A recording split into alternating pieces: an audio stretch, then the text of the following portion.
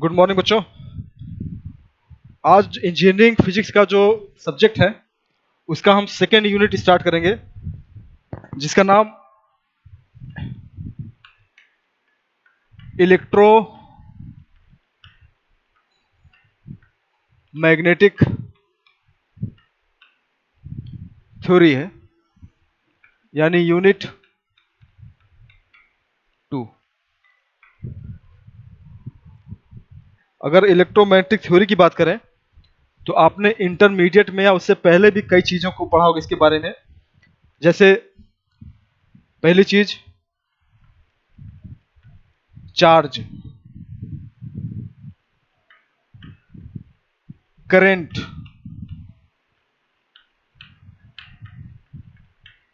Electric field,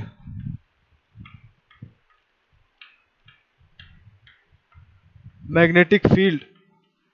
ये कुछ parameters हैं जो आपने पहले से पढ़े होंगे, और कुछ लॉज भी पढ़े होंगे आपने, जैसे Coulomb's law, Gauss law, ampere law, Faraday law. ये सारी चीजें आपने इंटरमीडिएट में पढ़ी होंगी। और इस चैप्टर में चार्ज का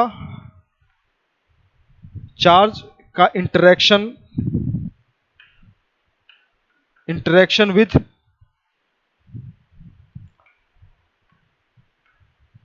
मैटर और फील्ड का इंटरेक्शन मैटर। तो इलेक्ट्रिक फील्ड या मैग्नेटिक फील्ड हमारे आम तौर पे किस तरीके से इफेक्ट डालता है, उसके बारे में इस चैप्टर में बताया गया है। इलेक्ट्रोमैग्नेटिक थ्योरी बेहद इंपॉर्टेंट चैप्टर ये है, और हम लोग की लाइफ में जितनी भी चीज़ें होती हैं आम तौर पे वो सब कुछ इलेक्ट्रोमैग्नेटिक थ्योरी के जरिए ही गवर्न होता है। तो इसको समझने से पहले कुछ बेसिक चीज़ें जान लें। सबसे पहले चार्ज एक्चुअली में है क्या, ये देखते हैं। चार्ज एक फिजिकल क्वांटिटी है, जिसका मतलब ये होता है कि नॉर्मली अगर किसी ऑब्जेक्ट में, जैसे मान लीजिए हमारे हाथ में ये डस्टर है, और ये डस्टर इस वक्त, अगर ये डस्टर है मेरे हाथ में, यहाँ पे डस्टर, तो ऐसा होता है कि नॉर्मली ये इलेक्ट्रिकली न्यूट्रल है, मतलब इसमें जितने इलेक्ट्रॉन है उतने ही प्रोटॉन है। इसकी बनावट कुछ इस तरह होती है, ये कहा जाता है कि all materials are made by atom. तो जितनी भी हमारे आसपास की चीजें हैं, जितने भी मटेरियल्स हैं, वो सब एटम से मिलकर बना हुआ है।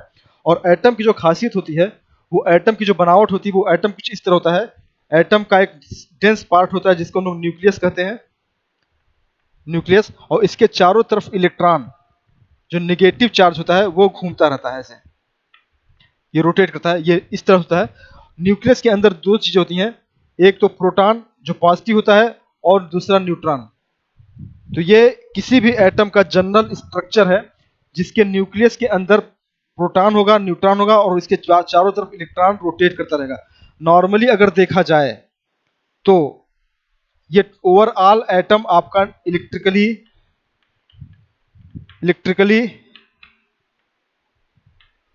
न्यूट्रल होता है। न्यूट्रल का मतलब ये हुआ कि इसमें जितने पॉजिटिव न्यूक्लियस में होंगे उतने इलेक्ट्रॉन इसके आउटसाइड में होंगे, और ये दोनों एक चार्ज दूसरे को कैंसिल आउट कर देंगे, बैलेंस कर देंगे। तो positive charge inside nucleus is equal to negative charge in atom. यानी जितने पॉजिटिव चार्ज होंगे उतने ही इलेक्ट्रॉन निगेटिव चार्ज के रूप में बाहर घूमता रहेगा, और ये दोनों एक दूसरे को बैलेंस कर देंगे, और पूरा एटम आपका इलेक्ट्रिकली न्यूट्रल रहेगा। लेकिन अगर कभी कुछ ऐसा किया जाए कि जो इलेक्ट्रॉन, अगर हम चार्ज बनाना चाहते हैं तो किसी ऑब्जेक्ट से, जैसे मान लीजिए ये आपका न्यूक्लियस है, इसमें 10 प्रोटॉन है, इमेजिन कीजिए इसके अंदर 10 प्रोटॉन है, और इसके अंदर 10 न्यूट्रॉन है, और इसके चारों तरफ 10 इलेक्ट्रॉन रोटेट कर रहे हैं। ये एटॉमिक स्ट्रक्चर है। तो 10 प्रोटॉन प्लस में है, 10 इलेक्ट्रॉन माइनस में है, दोनों एक दूसरे को बैलेंस कर देंगे, इलेक्ट्रिकली न्यूट्रल है। लेकिन अगर हम कुछ ऐसा करें कि इसके अंदर से 10 इलेक्ट्रॉन को निकाल करके सिर्फ 6 इलेक्ट्रॉन कर दें, यानी कि 4 इलेक्ट्रॉन निकाल के बाहर कर दें, तो अब गौर से देखिए, इसके अंदर पॉजिटिव चार्ज ज्यादा हो गया, इसके अंदर 4 प्रोटॉन ज्यादा हो गए, 4 इलेक्ट्रॉन कम हो गए, तो ओवरऑल इसका जो नेट चार्ज होगा वो होगा पॉजिटिव। यानी कि पॉजिटिव का मतलब अगर इलेक्ट्रॉन की कमी हो जाती है किसी एटम में तो उस पर चार्ज हो जाएगा पॉजिटिव, और इसी को हम लोग कहते हैं चार्ज। चार्ज का मतलब हुआ इलेक्ट्रॉनों की कमी को हम लोग चार्ज कहते हैं कि किसी एटम में अगर इलेक्ट्रॉन कम हो जाए या ज्यादा हो जाए तो कहते हैं कि वो बॉडी आपकी चार्ज हो गई। चार्ज अपने में कुछ नहीं होता है, सिर्फ the charge is basically deficiency or deficiency or excess of electron in atom. यानी कि किसी एटम में चार्ज की संख्या में बढ़ोतरी या कमी को हम लोग चार्ज कहते हैं। अगर इलेक्ट्रॉन बढ़ गया तो निगेटिव हो जाएगा, अगर इलेक्ट्रॉन कम हो गया तो पॉजिटिव जाएगा। यानी कि एक्सेस ऑफ इलेक्ट्रॉन, इसको हम लोग कह देते हैं निगेटिव चार्ज, और डिफिशियंसी यानी कि कमी अगर हो जाए, डिफिशियंसी ऑफ इलेक्ट्रॉन, तो इसको हम लोग कह देते हैं पॉजिटिव चार्ज। तो नॉर्मली ये हुआ कि अगर किसी बॉडी में इलेक्ट्रॉनों की संख्या ज्यादा हो जाए तो उसे हम लोग नेगेटिव चार्ज कहते हैं, और अगर किसी बॉडी में इलेक्ट्रॉनों की संख्या कम हो जाए तो उसे हम लोग पॉजिटिव चार्ज कहते हैं। चार्ज अपने आप में कुछ नहीं होता, वो सिर्फ इलेक्ट्रॉनों की कमी या अधिकता को शो करता है। अगर इलेक्ट्रॉन ज्यादा हो गया तो नेगेटिव चार्ज, कम हो गया तो पॉजिटिव चार्ज। यहाँ पे इस चैप्टर में चार्ज से ज्यादा इंपॉर्टेंट करंट होता है, इसलिए हम करंट पे आते हैं। करंट क्या होती है? मान लीजिए कि ये कोई वायर है, कंडक्टिंग वायर है, ये कंडक्टिंग वायर है, और इसके अंदर फ्री इलेक्ट्रॉन्स जो होते हैं, जो अपने एटम को छोड़ देते हैं मगर एटम में ही रहते हैं, अपने न्यूक्लियस को उसके आसपास घूमते रहते हैं, उन्हें हम लोग फ्री इलेक्ट्रॉन्स कहते हैं। वो फ्री इलेक्ट्रॉन्स जब मूव करता है, ये इलेक्ट्रॉन है, इलेक्ट्रॉन अगर अपने जगह रुका हुआ, यूं समझिए, पहले एक ऑब्जेक्ट है, ये मान लीजिए हमने एक ऑब्जेक्ट मान लिया, ये एक ऑब्जेक्ट है, और इसके अंदर हमने 10 इलेक्ट्रॉन निकाल दिया, तो इस पर चार्ज आ जाएगा पॉजिटिव चार्ज आ गया इस पर। अब खासियत ये होती है, अगर कहीं पर पॉजिटिव चार्ज है, जिसे हम लोग स्टेशनरी चार्ज कहते हैं, पॉजिटिव और निगेटिव स्टेशनरी चार्ज कहते हैं। तो अगर ये चार्ज कहीं पर है तो अपने चारों तरफ ये चार्ज एक इलेक्ट्रिक फील्ड बनाता है। नॉर्मली ये चारों तरफ अपने एक क्या बनाएगा? इलेक्ट्रिक फील्ड, इलेक्ट्रोस्टैटिक फील्ड, ये इलेक्ट्रिक फील्ड बनाएगा। अगर ये चार्ज रुका हुआ है तो पहली कंडीशन, अगर चार्ज आपका रुका हुआ है, स्टेशनरी है, पहला, if charge is stationary makes electrostatic field E. पहली चीज। दूसरी चीज, अगर ये चार्ज मूव करने लगे, इफ द चार्ज, ये इंपॉर्टेंट पॉइंट है, if charge moves with constant velocity, अगर ये चार्ज मूव करने लगे तो ये मूविंग चार्ज जो बनाएगा उसे कहते हैं इलेक्ट्रिक करंट। यानी कि इलेक्ट्रिक करंट क्या होता है? मोशन ऑफ चार्ज, अगर चार्ज रुका हुआ नहीं मूव कर रहा है, अगर चार्ज किसी वायर में मूव करना शुरू कर दे तो वो इलेक्ट्रिक करंट बनाएगा। और इस इलेक्ट्रिक करंट को अगर हम सर्कुलेट करते हैं, सर्कुलेशन ऑफ इलेक्ट्रिक करंट, अगर किसी वायर में करंट मूव कर रहा है, इस तरह से रोटेट कर रहा है, तो ये हमारा बनाएगा मैग्नेटिक फील्ड। ये सारी चीजें चार्ज से ही है। अगर चार्ज रुका हुआ स्टेशनरी है तो इलेक्ट्रिक फील्ड बनाएगा, अगर ये चार्ज मूव कर रहा है तो करंट बनाएगा, और अगर ये करंट सर्कुलेट कर रहा है तो मैग्नेटिक फील्ड बनाएगा। सबसे इंपॉर्टेंट चौथा, if the charge is oscillate. Oscillate का मतलब चार्ज की वैल्यू लगातार अगर पोलैरिटी चेंज हो रही है, plus minus plus minus plus minus, तो वो आपका बनाएगा इलेक्ट्रो मैग्नेटिक वेव। तो चार चीजें होती हैं इंपॉर्टेंट।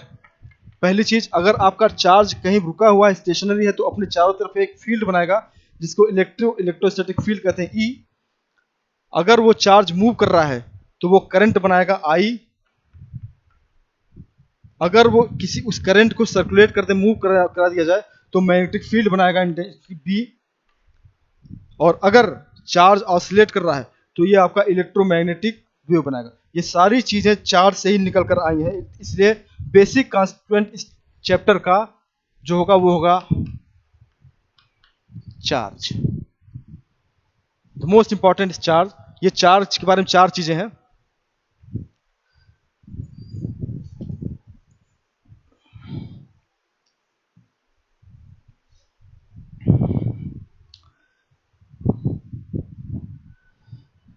आगे के पॉइंट को समझने के लिए दो थ्योरम ऐसे हैं जो वेक्टर से जुड़े हुए हैं, जिसे हम लोग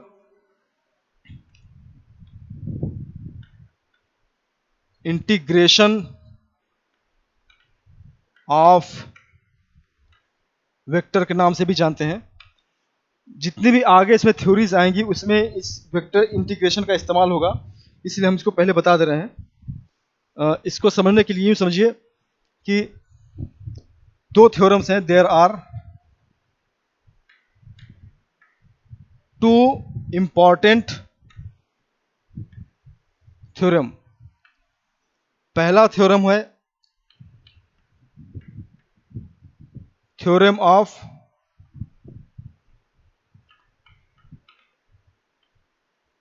डाइवर्जेंस और दूसरा है थ्योरम ऑफ कर्ल। ये समझ ले पहले, ये काफी इंपॉर्टेंट है और इसकी सहायता से हम आगे चल पाएंगे। थ्योरम डाइवर्जेंस और थ्योरम ऑफ कर्ल, एक एक चीज को समझते हैं। अगर आपने मैथमेटिक्स पढ़ा होगा इंटरमीडिएट या इसमें आगे, तो आप इंटीग्रेशन जानते होंगे। इंटीग्रेशन नाम सुना होगा। इसका नोटेशन कुछ इस तरह से होता है, इस तरह हम लिखते हैं इंटीग्रेशन dx। तो ये एक नॉर्मल वन डायमेंशनल इंटीग्रेशन है जो एक वेरिएबल पे इंटीग्रेट हो रहा है। तो इस तरह के जिसमें सिर्फ एक ऐसा इंटीग्रेशन जिसमें सिर्फ एक वेरिएबल होता है, इसको हम लोग वन डायमेंशन और लाइन इंटीग्रल भी कहते हैं। एक डायमेंशन है लाइन इंटीग्रल। कभी कभी दो इंटीग्रेशन होता है, जैसे हम लोग इसको इस तरह लिखते हैं dx dy। ये दो डायमेंशन है, इसलिए हम लोग इसको सरफेस कहते हैं, टू डायमेंशन। इसे हम लोग सरफेस इंटीग्रल भी कहते हैं। और तीसरा होता है वॉल्यूम इंटीग्रल, जिसमें हम लोग dx dy dz तीन वेरिएबल होगा, इसको हम लोग वॉल्यूम से लिखेंगे, वॉल्यूम इंटीग्रल। ये थ्री डायमेंशन होगा, इसको हम लोग वॉल्यूम इंटीग्रल भी कहते हैं। अब इंपॉर्टेंट बात इसमें यह है कि हम line integral, surface integral, volume integral, इसको आपस में कैसे एक्सचेंज करेंगे। तो यहां पे गौर कीजिए कि ये वन डायमेंशन है, ये 2 डायमेंशन है और ये 3 डायमेंशन है। तो 1 डायमेंशन से 2 डायमेंशन को बदल सकते हैं या 2 डायमेंशन से 1 डायमेंशन को बदल सकते हैं। ठीक उसी तरीके से 2 डायमेंशन को 3 डायमेंशन में या 3 डायमेंशन को 2 डायमेंशन में बदल सकते हैं। यानी कि लाइन इंटीग्रल को सरफेस में या सरफेस को वैल्यू में बदल सकते हैं, लेकिन कभी भी आप डायरेक्ट ये नहीं कर सकते। यानी कि लाइन से आप कभी भी डायरेक्ट वैल्यूम इंटीग्रल को चेंज नहीं कर सकते। जब भी चेंज करेंगे तो लाइन को सरफेस में या सरफेस को वैल्यू में स्टेप बाय स्टेप। तो इसी बेस पे दोनों हमारे थ्योरम्स हैं। तो सबसे पहले हम देखते हैं theorem of divergence.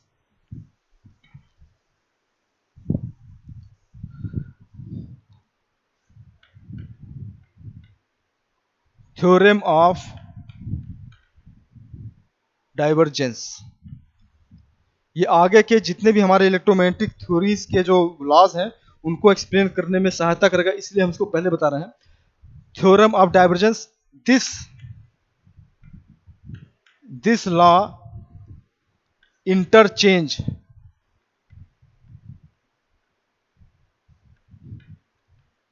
surface integral to the volume integral and vice versa. यानी कि ये एक ऐसा थ्योरम है डाइवर्जेंस का जो सरफेस इंटीग्रल को बदलता है वॉल्यूम में या वॉल्यूम को वापस बदलता है।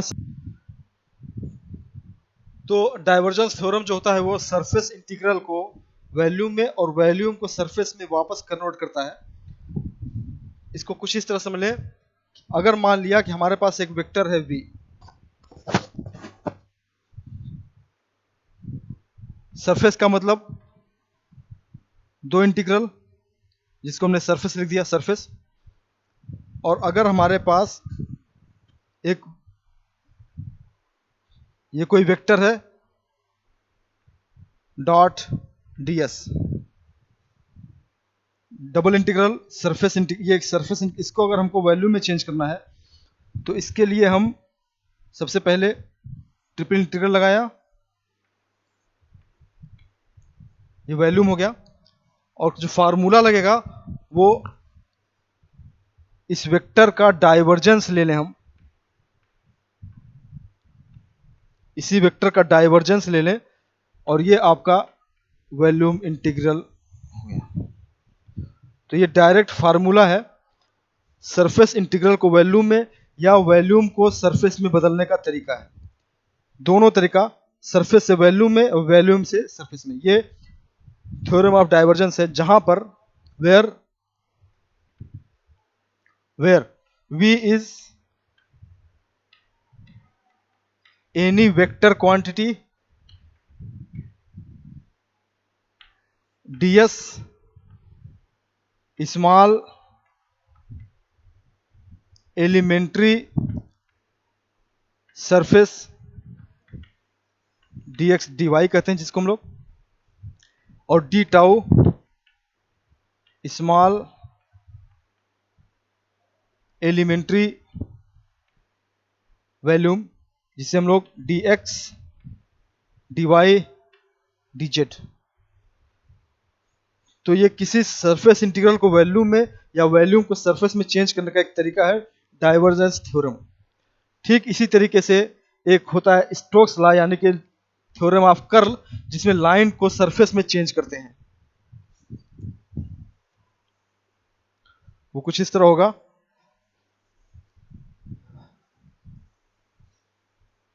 Theorem of curl, this law interchange line integral to the surface integral and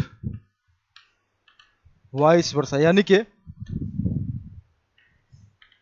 line को सरफेस में या सरफेस को लाइन में, ये चेंज करेगा थ्योरम ऑफ कर्ल। कैसे? हमने एक इंटीग्रल लिया, सिंपल इंटीग्रल लाइन, और एक वेक्टर लिया dot D L, line integral है, वन डायमेंशन इंटीग्रल। इसको चेंज करना सरफेस में, चेंज करने के लिए सरफेस का मतलब दो इंटीग्रल लगा दिया ऐसे, ये सरफेस हो गया। अगर इसी वेक्टर का हम कर्ल ले लें, कर्ल का मतलब ये ऑपरेटर होता है, कर्ल ले लिया डॉट डी एस, ये सेकेंड फार्मूला हो गया जो लाइन इंटीग्रल को सरफेस में या सरफेस को लाइन में एक्सचेंज करता है, इंटरचेंज करता है। तो इन दोनों फार्मूलों का इस्तेमाल आगे हर थ्योरम में होगा आगे चल के, इसीलिए हमने इसको बताया पहले, थ्योरम ऑफ कर्ल और थ्योरम ऑफ डाइवर्जेंस।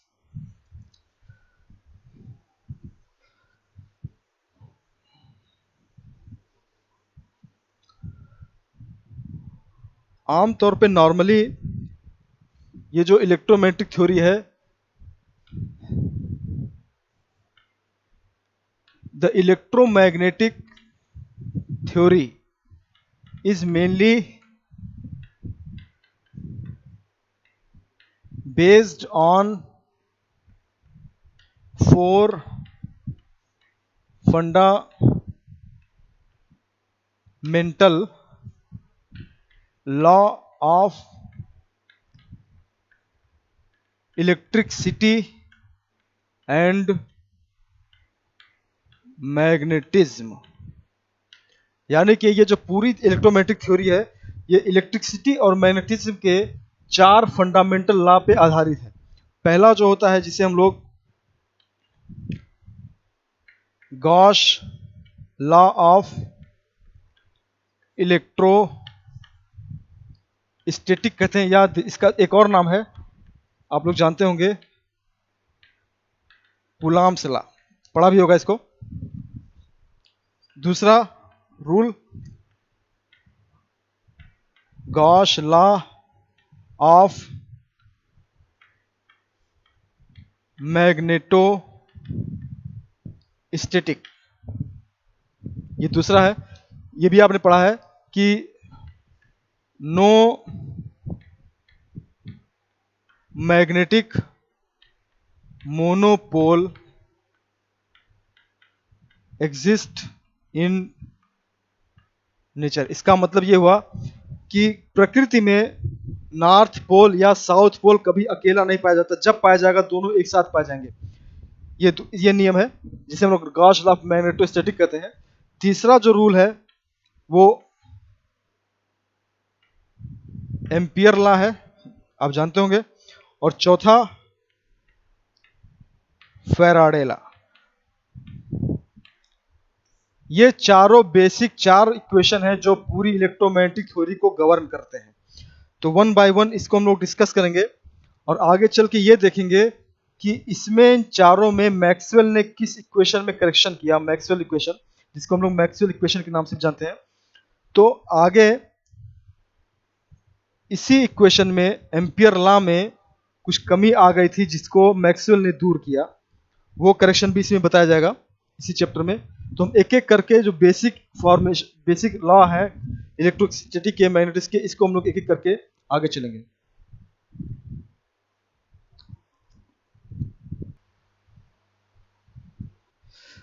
तो जैसा कि हमने बताया, इलेक्ट्रोमैग्नेटिक थ्योरी जो है वो बेसिकली चार फंडामेंटल्स लॉ पे आधारित है। पहला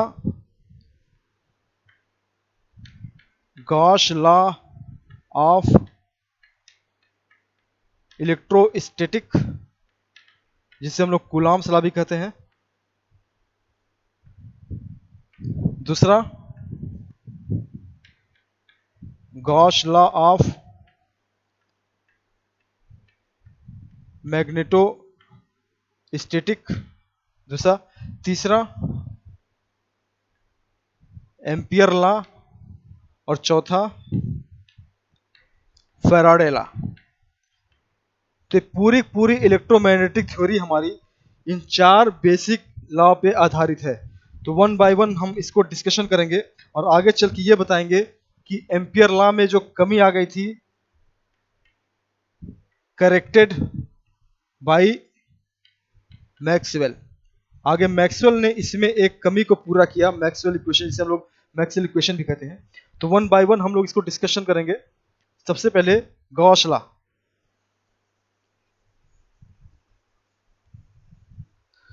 तो आइए देखते हैं गॉस लॉ क्या है ऑफ इलेक्ट्रोस्टैटिक्स। पहला rule, Gauss law of electrostatic.